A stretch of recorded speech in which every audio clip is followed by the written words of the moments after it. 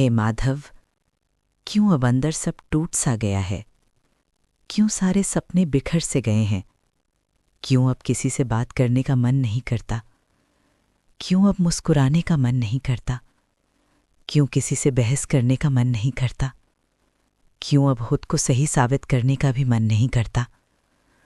आखिर क्यों अब खुद को संवारने का भी मन नहीं करता? जितनी शांति बाहर है, उसका कई गुना शोर अंदर है, जिसे आपके सिवा सुनने वाला भी कोई नहीं है।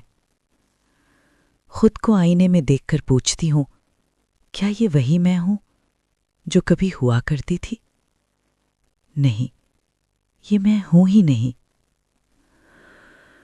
अब तो ये भी याद नहीं है आखिरी बार कब दिल से हंसी थी। कहने को तो सब कुछ है, घर, परिवार, रिश्ते। नहीं है तो बस कोई अपना।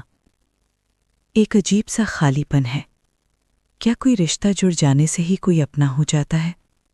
कोई ऐसा अपना जिससे दिल की बात बिना किसी झिझक के कही जा सके, जो मुझे हर बात पर जज ना करे, जो मुझे हर बात पर गलत ना साबित करे, बस जो सही है वही कहे। क्या किसी को रहने के लिए छत, 3 वक्त का खाना और कपड़े दे देने से ही उसका जीवन संवारा जा सकता है? क्या उसके अपने विचारों की, अपनी इच्छाओं की, अपनी गरिमा की, अपने आत्मसम्मान की कोई कीमत नहीं? हे माधव, कहते हैं अकेलापन सबसे बड़ा साथी होता है, पर क्या सच में? अगर अकेलापन इतना ही अच्छा है तो क्यों इस अकेलेपन के साथ जिया भी नहीं जाता? क्यों हर पल एक उम्मीद सी रहती है कि कोई मेरे पास हो जो मुझे समझे, मेरे मन की पीड़ा को समझ सके, कुछ ना भी कर सके लेकिन सिर्फ मेरी भावनाओं को समझ सके।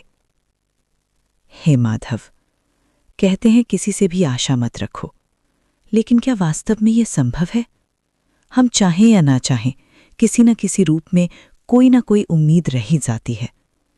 हम जिससे सबसे ज्यादा प्रेम करते हैं, उसी व्यक्ति से सबसे ज्यादा उम्मीद होती है। और विडंबना भी यही है कि वही व्यक्ति हमें सबसे ज्यादा कष्ट देता है। हे माधव, बस अब सहन नहीं होता। खुद को खोते खोते थक गई हूं, रोते रोते थक गई हूं इस तरह एक निर्जीव वस्तु की तरह जीते जीते। सबसे बड़ी उम्मीद तो आपसे ही है कि या तो कोई रास्ता दिखाओ या फिर इस निर्जीव जीवन को ही समाप्त कर दो।